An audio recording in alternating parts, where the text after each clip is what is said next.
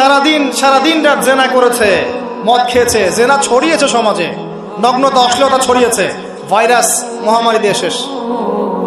দুনিয়ার জীবন কি জীবন! চোখের সামনে অহরহ এগুলো ঘটনা দেখছি আমরা। যাচ্ছে খুব সাদাল্লাদ করে, বর বিয়ে করতে যাচ্ছে, কার অ্যাক্সিডেন্ট, শেষ, ডেড। কিছু সাহাবী তো এমনও ছিলেন, বদরের যুদ্ধ করতে এসেছেন, হাতের মধ্যে কিছু খেজুর আছে, খেজুর খাচ্ছেন, খোরমা খেজুর খাচ্ছেন।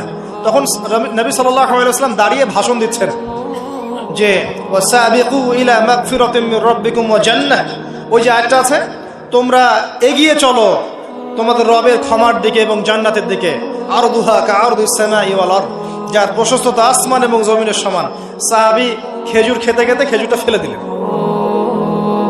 আরেকজন সাহাবী জিজ্ঞাসা করলেন যে খেজুরটা ফেলে দিলেন কেন?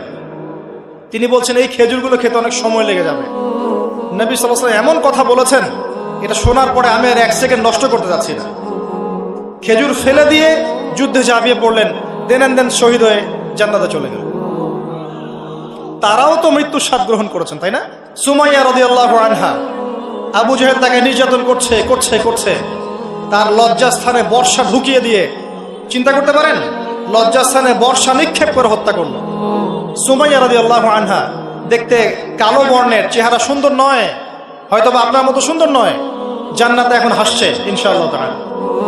তার স্বামী ইয়াসের, আবু জাহেল তাকে পিটাতে মেরে ফেললো, সে মারা গেল, শহীদ হয়ে গেল।